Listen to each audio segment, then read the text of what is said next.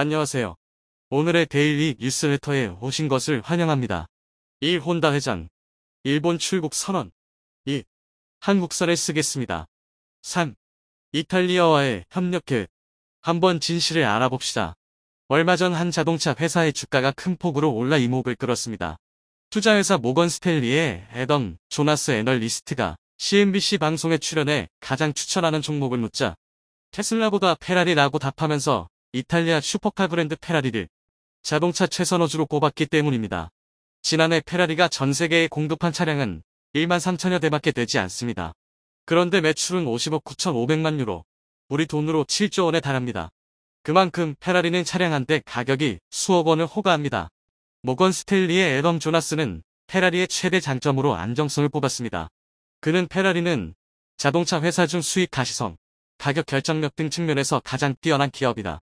희소성 있는 성능과 강력한 브랜드 이미지 등 예측 가능한 비즈니스 모델을 갖고 있다고 분석하면서 페라리의 2024년 상각전 영업이익 대비 기업 가치는 22배로 다른 자동차 회사보다 높지만 에르메스 등 다른 럭셔리 브랜드와 비교하면 여전히 매력적인 가격이라고 평가했습니다. 올해 들어 뉴욕 증권거래소에서 페라리 주가는 25.5%를 상회하며 고공행진 중인데요. 불확실한 경제 여건 속에서 세계 최대 전기차 업체 테슬라보다 페라리가 더 안정적으로 성장할 수 있다는 평가를 받고 있는 것입니다. 전기차를 기반으로 한 테슬라의 돌풍이 무서운 것은 사실이지만 그간 내연기관 자동차 시장에서 엄청난 프리미엄을 쌓은 페라리의 이름값 또한 그리 만만치 않다는 이야기입니다. 하지만 아무리 페라리라도 변화의 흐름에 너무 뒤처지면 일본처럼 과거의 영광에 그칠 수밖에 없게 됩니다. 결국 페라리는 오는 2026년까지 전체 라인업에서 내연기관의 비중을 40%로 줄이고 하이브리드 모델과 순수 전기 차배부 모델 비중을 각각 55%와 5%로 확대할 계획을 밝혔지만 페라리의 첫 순수 전기차는 2025년 출시 예정으로 확실히 다른 자동차 브랜드들보다 훨씬 늦은 것이 사실입니다. 결국 발등에 불이 떨어진 페라리 경영진의 선택은 한국이었습니다. 페라리의 CEO 베네데토 비냐가 직접 한국을 방문해 가장 먼저 찾은 곳은 충남 아산 삼성 디스플레이 사업장이었습니다. 곧바로 삼성 디스플레이와 페라리가 선보일 차세대 자동차 모델에 탑재할 올레드 개발을 위한 업무 협약을 체결했다고 발표했습니다. 페라리는 현재 하이브리드 전기차를 생산하고 있고 2025년까지 완전 전기차를 생산하겠다는 방침인데 차신에 삼성 올레드를 처음으로 탑재하겠다는 겁니다. 최고급 슈퍼카의 대명사 페라리에 삼성의 올레드를 탑재한다는 것은 상당한 상징성을 갖습니다. 또한 페라리 경영진의 다음 행보 역시 주목을 받았습니다. 페라리 경영진은 오전에 삼성 디스플레이를 방문해 업무 협약을 체결하더니 곧바로 오후에는 삼성 SDI 배터리 사업장을 방문했습니다.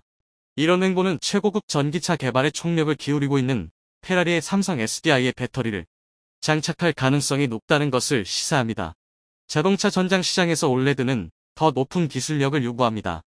스마트폰은 짧으면 1년, 길어도 3, 4년이면 교체 주기가 돌아오지만 자동차는 10년 이상으로 제품 수명이 훨씬 깁니다. 여기에 생명과 직결된 안전도 생각해야 합니다.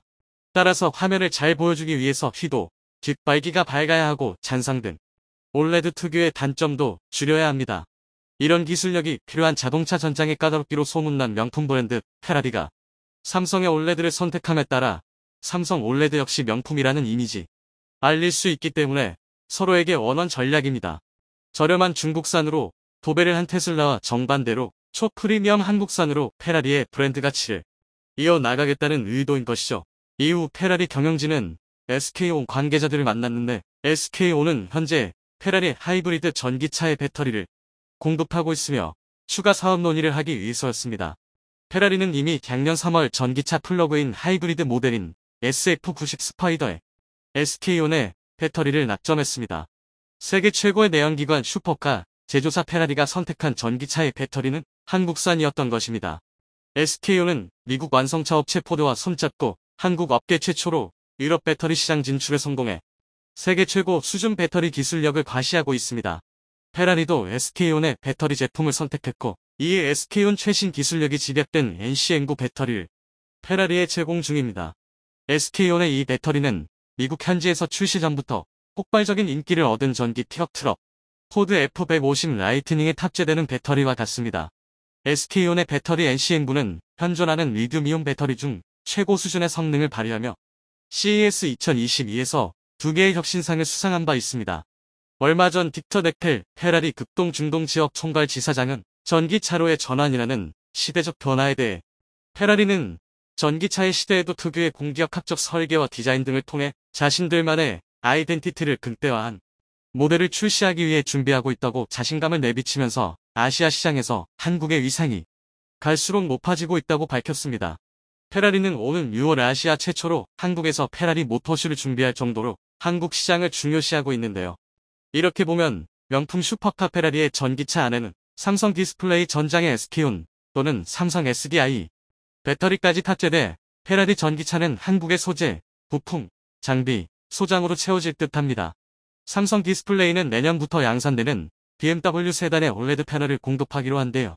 페라리의 차세대 모델의 올레드 패널을 제공하게 되었는가 하면 LG 디스플레이는 지난해부터 양산되고 있는 메르세데스 벤츠의 전기차와 2021년식 캐딜락 세단의 올레드 패널, 차량용 디스플레이 시장은 2025년 11조 원대로 성장할 전망인데요. 삼성과 LG는 차량용 디스플레이 시장을 놓고도 경쟁 중입니다. 삼성 디스플레이가 자동차 회사에 공급하는 제품은 의지 않는 올레드 패널로 다른 패널보다 두께가 얇고 무게도 가벼워 디자인 활용도가 높은 게 장점입니다. LG 디스플레이가 메르세데스 벤츠와 캐딜락에 공급하는 올레드 패널은 유리가 아닌 플라스틱 재질이라 구부릴 수 있고 운전자 시야에 맞는 커브드 디스플레이를 구현할 수 있습니다. 이런 분위기를 가장 불안하게 바라보고 있는 곳은 일본 자동차 기업들입니다. 일본 자동차 기업들은 이제 초프리미엄으로 무장한 페라리보다도 늦게 전기차 시장에 뛰어들게 되었습니다. 결국 최근 들어 일본 자동차 기업들은 한국 배터리 기업들에게 자존심을 죽이고 협업을 요청하고 있습니다. 얼마 전 미베 토시히로 혼다 사장은 서울 포스트를 방문해 두 회사 간 전기차 사업에 대한 포괄적 양해각서를 체결했는데요. 이 자리에서 미베 혼다 사장은 이렇게 말했습니다. 2차 전지 소재, 리사이클링, 자동차 강판 및 전기차용 부품까지 폭넓은 영역에서 역량과 노하우를 보유하고 있는 포스코 그룹과 파트너십을 확대하겠다. 포스코는 이제 혼다가 할 수 없는 2차 전지 핵심 소재인 양극재, 음극재를 생산하기 때문입니다. 그런데 이뿐만 아니라 자동차 강판과 전기차 부품까지 협력하겠다는 뜻을 밝히자 일본에서는 이제 일본 자동차 기업들이 한국 기업들과 전기차 협력을 위해 일본산 철강마저 외면하고 있다는 암울한 분위기가 형성되고 있습니다. 포스코는 세계에서 유일하게 리튬, 니켈, 극연 등 2차 전지 소재 원료부터 전구체, 양극재와 음극재, 차세대 2차 전지용 소재까지 생산, 공급하는 밸류체인을 구축하고 있는 그룹이 되어 있습니다. 사실 혼다는 한국 기업들에게 자사의 미래를 걸었습니다. 작년 8월 혼다가 LG 에너지 솔루션과 미국의 배터리 합작 공장을 짓고 무려 5조 원을 투자하기로 했다는 뉴스는 일본에서는 상당히 이례적으로 받아들여졌으나 일본 자동차 기업들은 지금까지 부품에서부터 모든 것을 자국 브랜드와 협력하기로 유명했기 때문입니다. 그런데 전기차 분야에서만큼은 이제 한국 배터리 기업들에게 손을 내밀지 않고는 영영 주류 전기차 기업들을 따라갈 수 없을지 모른다는 위기감이 이처럼 관행을 깨고 한국 기업을 미베 토시히로, 혼다 CEO 등이 참석한 가운데 배터리 합작법인 설립 계약이 체결됐는데 공개된 합작법인의 지분 비율은 LG 에너지 솔루션 51%, 혼다 49%였습니다. 시장 조사업체 EV 볼륨스에 따르면 전 세계 친환경차 3대 가운데 1대는 한국 업체가 만든 배터리를 탑재하고 있습니다. LG로부터 벤츠의 전장, 올레드를 공급받는 메르세데스 벤츠의 칼레니우스 CEO는 한국에 대해 이렇게 평가했습니다. 한국의 자동차 생태계는 굉장히 혁신적이고 경쟁력 있다. 특히 한국의 배터리 제조사와 부품사들은 기술 측면에서도 글로벌 전기차를 선도하고 있다. 한국은 단순히 매력적인 판매 시장이 아닌 메르세데스 벤츠의 미래에 있어 필수 요소다. 통합 공급망 측면에서 한국은 벤츠의 가장 중요한 파트너 중 하나다. 자동차 산업에 상대적으로 늦게 뛰어든 한국 기업들에게 메르세데스 벤츠나 페라리는 한때 우리가 범접할 수 없는 회사들로 여겨졌지만 이제는 세계 최고 수준의 프리미엄 자동차들마저 한국의 기술로 채워질 날이 머지않은 것 같습니다. 몇 년 전 미국의 트럼프 행정부가 들어서면서 전 세계적으로 자국 우선주의 신호탄이 발사되었습니다. 이로 인해 경쟁 관계에 있는 국가들끼리 핵심 첨단 산업에 대한 패권 다툼이 거세지고 있으며 특히 모든 첨단 산업의 뿌리가 되는 반도체 산업의 경우 국가 안보 자산으로 취급하는 등 우리나라에서도 반도체와 전기차 배터리 등 중요한 기술력이 필요한 산업을 국가 핵심 기술로 지정하고 관련법으로 보호하고 있을 정도입니다. 국가 경제의 필수적인 핵심 첨단 산업에 공급망 위기가 찾아왔고 러시아 우크라이나 상황으로 글로벌한 에너지 위기가 촉발되면서 단순히 기술력만 키우면 될 줄 알았던 첨단 산업에 공급망이라는 새로운 요인이 주목받기 시작했습니다. 특히 우리나라가 이런 위기를 정면으로 맞이하게 되었는데요. 우리나라는 전 세계로부터 소재와 부품 장비를 수입하여 최종 완성품인 반도체와 배터리 전기차 등을 만들고 있기 때문입니다. 지난 수십 년 동안 별다른 공급망 관리가 없어도 완제품 생산에 무리가 없었지만 최근엔 핵심 중간재에 대한 해외 의존도와 상당수 장비와 기술력 역시 해외에 의존하던 것이 알려지며 세계 시장을 주름잡던 국내 기업들의 약점이 드러나기 시작했습니다. 특히 그 중심엔 적게는 수십 년 많게는 100년 가까운 역사를 지닌 미국과 일본, 독일 등 전통적인 소재, 장비 강국이 있었습니다. 하지만 최근 공급망과 원천 기술의 중요성을 확인한 한국 기업들이 세계 역사상 유례없는 속도로 공격적이게 관련 기술을 확보하고 있는 상황이며 단기간에 확보가 어려운 기술의 경우는 원천 기술을 보유한 회사를 수천억을 들여 인수합병을 하면서까지 기술력 확보에 진심인 상황입니다. 이에 우리나라 산업부에서는 국가 핵심 전략 기술을 150개로 증가시키면서 자신감을 드러내고 있습니다. 해당 전략 기술 분야에서 우리가 경쟁 우위에 있는 국가들은 미국, 일본, 독일 등 기존의 원천 기술 강국이 대개 포함되어 있다고 알려졌습니다. 이제 와서 원천 기술을 확보하기 시작한 한국이 수십 년에서 100년 동안 기술 개발에만 몰두하고 수십 명의 노벨상 수상자를 배출시킨 국가들을 상대로 현재 전 세계에서 가장 진보한 기술의 반도체는 지난 6월 삼성에서 양산에 성공한 3나노 반도체입니다. 반도체는 나노 숫자가 줄어들수록 미세하고 정밀하며 단위 면적당 생산량이 증가하는 데다 성능도 증가합니다. 반면 전력 소모는 감소하기에 발열도 줄어드는 장점이 있습니다. 따라서 반도체 기업들은 점점 더 미세한 초미세 공정을 원하고 그에 맞춘 연구개발을 진행하고 있습니다. 그런데 이렇게 5나노 이하의 초정밀 반도체를 만들 수 있는 장비는 극저에선 노광 장비인 EUV가 유일하며 네덜란드 기업인 아즘에서 독점으로 생산하고 있습니다. 하지만 극저에선 노광 장비 EUV가 쓰이기 시작한 건 비교적 최근이며 이전엔 일본 기업인 캐논과 니콘의 반도체 노광 장비가 세계 시장을 석권하고 있었습니다. 일본의 캐논과 니콘은 극저에선 노광 장비 EUV 개발에 실패하면서 점점 노광 장비 시장에서 퇴출되는 수순이었지만 구식의 노광 장비로 자동차용 반도체를 비롯해 기술 수준이 높지 않은 반도체 생산이 가능하게 아직까지 10% 정도의 시장 점유율을 유지하고 있는 상황입니다. 일본의 노광 장비 역사가 찬란했던 만큼 그에 필요한 소재 산업 역시 굉장히 발달했습니다. 특히 포토레지스트 시장의 95%는 일본의 5대 업체가 사실상 독점하고 있으며 이런 독점 기간은 무려 20년에 달합니다. 이 밖에도 고순도 불화수소와 불화폴리이미드 등 반도체 제조의 핵심 소재의 생산과 개발을 수십 년째 독과점 해오고 있었지만 2019년 한국에 대한 반도체 소재 수출 규제 이후 한국이 불화수소와 불화폴리이미드를 1년이 채 안 되는 시간 안에 국산화에 성공하면서 일본 산업계에 크게 한방 먹였지만 그럼에도 포토레지스트만큼은 국산화에 어려움을 겪어왔습니다. 그런데 최근 한국 기업이 일본이 95% 독과점하던 포토레지스트 국산화에 성공하면서 최근엔 EUV용 포토레지스트까지 국산화를 앞두고 있는 상황입니다. 결과적으로 한국은 일본이 수십 년간 독차지하던 반도체 소재 주력 3대 분야를 전부 국산화시키면서 자립에 나섰는데요. 이 배경엔 국내 기업들의 상상을 초월하는 노력이 있었습니다. 특히 이번 포토레지스트 국산화를 성공시킨 동진세미캠은 삼성전자와 적극적인 협력 관계를 맺고 있었고 삼성전자는 동진세미캠 지분 일부를 인수하는 등 소부장 분야 경쟁력을 강화하고 있습니다. 이렇게 3년이 채 안 걸리는 노력으로 일본이 수십 년간 독점하던 시장을 완전히 뒤집어 일본 산업계에게 큰 충격을 주고 있습니다.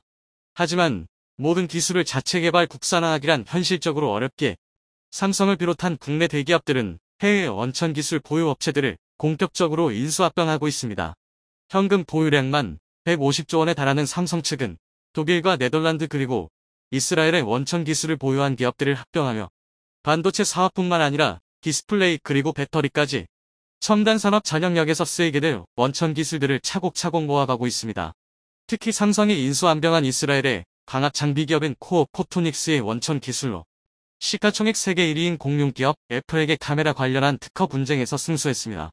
이어서 삼성전자의 갤럭시 스마트폰과 TV용 패널에 탑재되는 올레드 디스플레이에서 핵심 기술을 보유한 독일 기업 노벌드를 인수해 전자기기와 자동차 부품 등 삼성의 계열사 모든 사업 분야에 적용되는 올레드 기술력을 얻었습니다.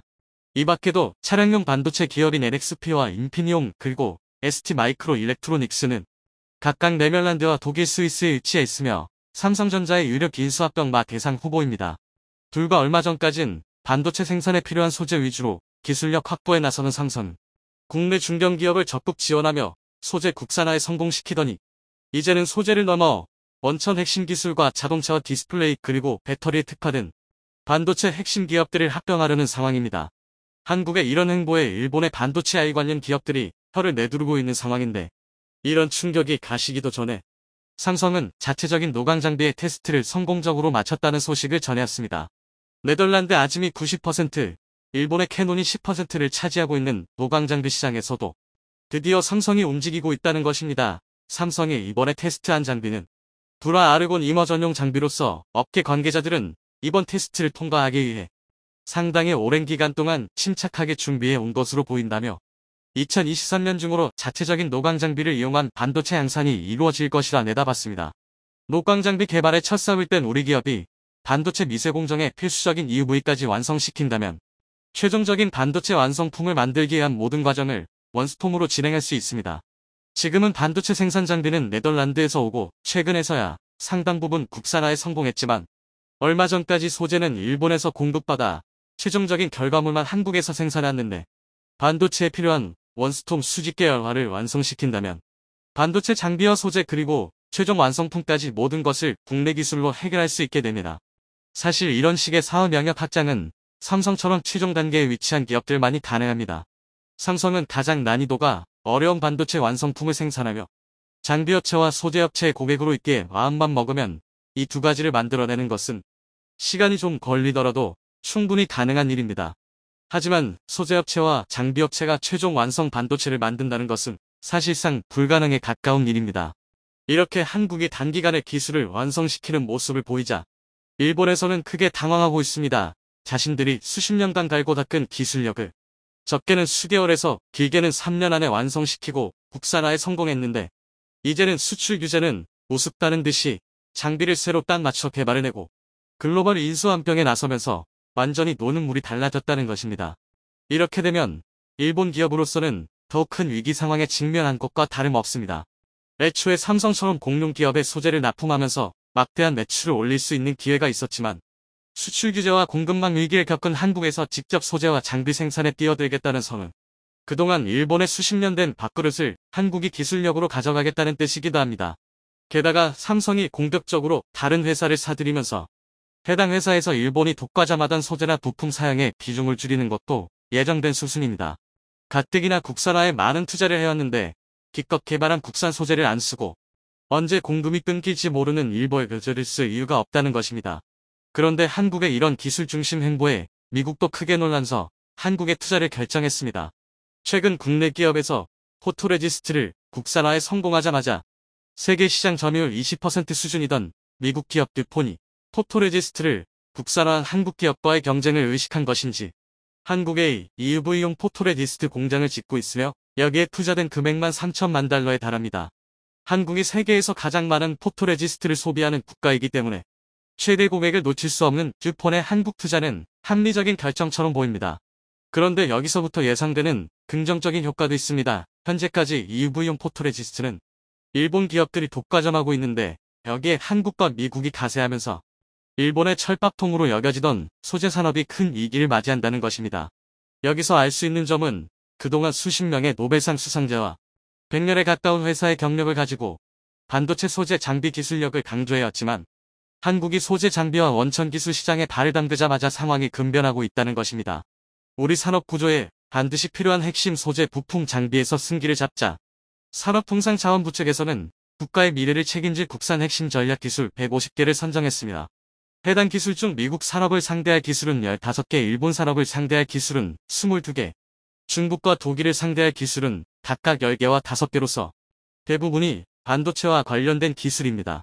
하지만 지금처럼 기술 개발과 인수합병이 공격적으로 이루어진다면 핵심 전략 기술 150개는 굉장히 작은 숫자가 될 수도 있습니다.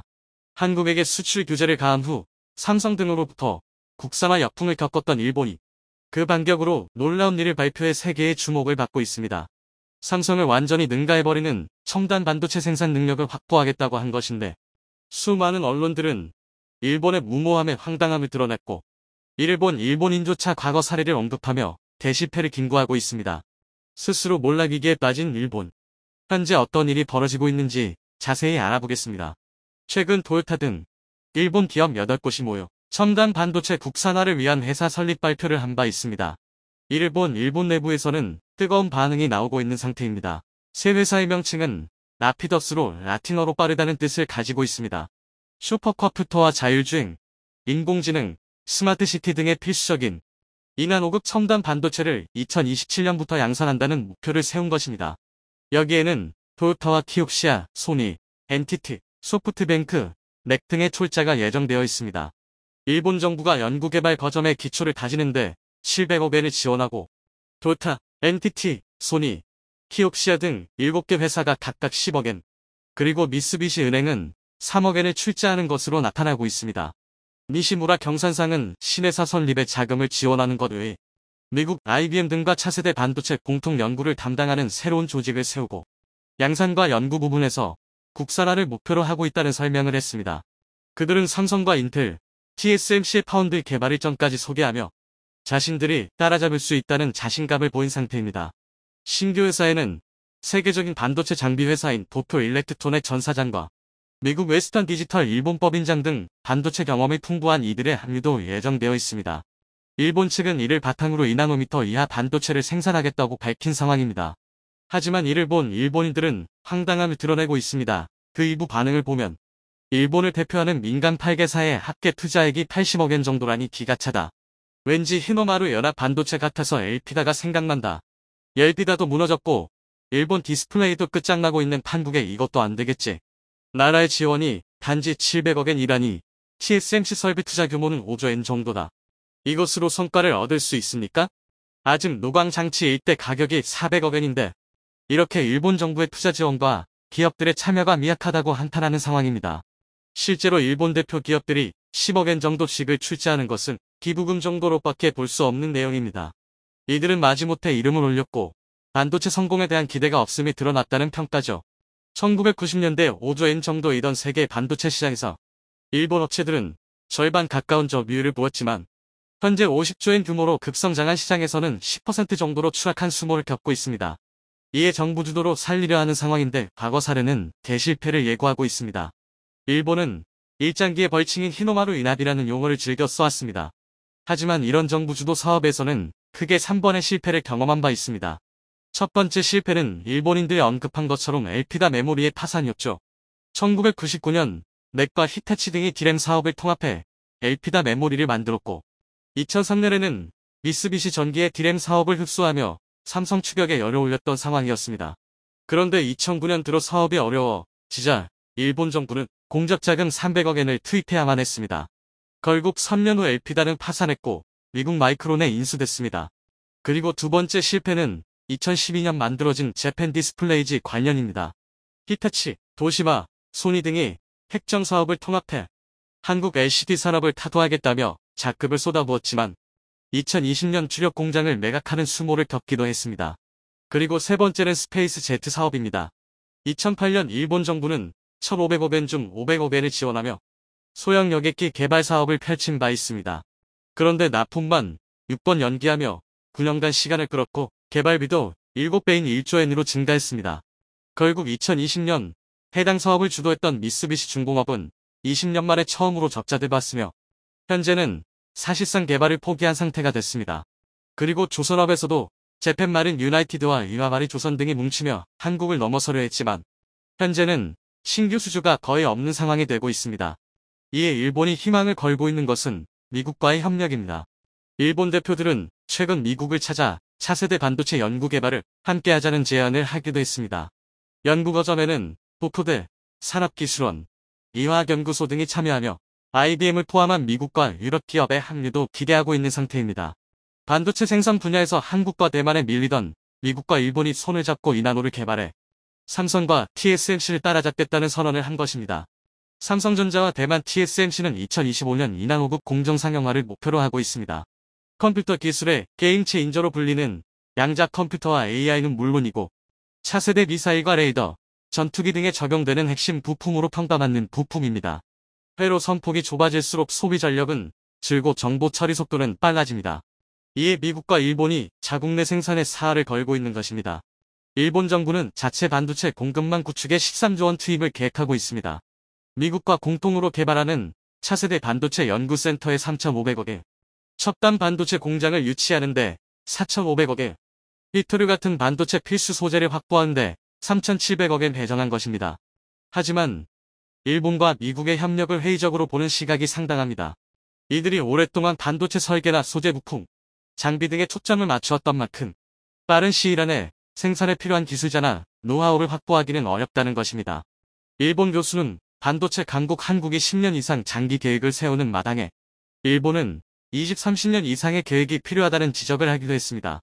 미국 또한 최첨단 반도체의 90% 이상을 대만 기업에 의존하고 있는데 중국의 대만 침공 가능성에 대비해 TSMC나 삼성 공장 유치에 안간힘을 쓰고 있습니다. 실제로 최근 시진핑은 군복을 입고 작전 지휘센터를 방문해 전쟁을 강조하는 모습을 보였고 언제라도 대만을 힘공할 수 있다는 강한 의지를 드러내기도 했습니다. 또한 중앙군사위 총사령관 직함을 추가하며 군부대의 중요성을 더욱 강조한 상황입니다. 이를 간파한 일본 역시 대만 TSMC에게 막대한 보조금을 주며 유치를 추진 중에 있습니다. 구마모토현에 건설 중인 TSMC 공장에는 최대 4,700억엔을 지원하고 일본 키옥시아와 미국 마이크론 또한 보조금을 승인받은 상태입니다. 대규모 투자로 고용과 임금 상승 같은 경제적 효과를 노리는 것뿐 아니라 엔화 가치 하락을 투자 유치의 기회로 보고 있는 것입니다.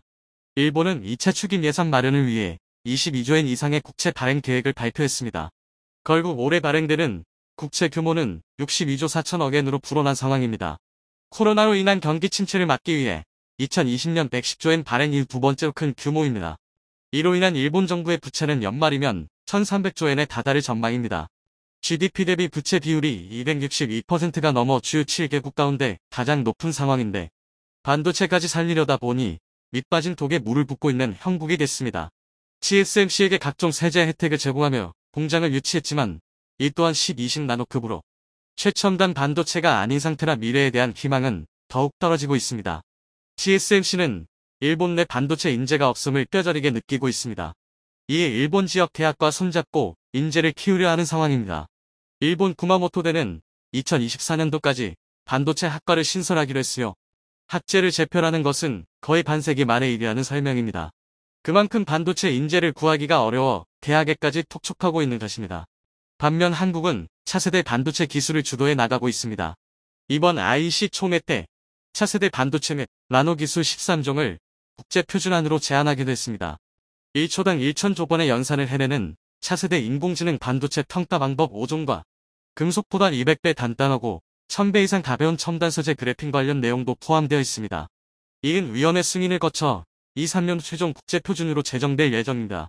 총회에는 미국, 일본, 독일, 중국 등 76개국 2천여 명의 대표단이 참석했는데 그들은 한국의 엄청난 기술을 확인하고 크게 놀랐던 것으로 나타났습니다. 삼성전자는 2027년까지 1.4나노 공정 파운드리를 양산하겠다는 선언을 했습니다. 지난 6월 3나노를 시작으로 TSMC를 따라잡는 행보를 보이고 있는데 내년 말쯤이면 평판이 지금과는 크게 달라져 있을 것이란 설명입니다. 3나노 이하 공정은 2025년까지 7배 이상 성장이 예상되고 있습니다. 파운드리 분야에서 TSMC와의 격차가 3배 이상 벌어져 있지만 10나노 이하 비율은 육사 수준이라 기술 개발로 언제든 뒤집을 수 있는 상태입니다.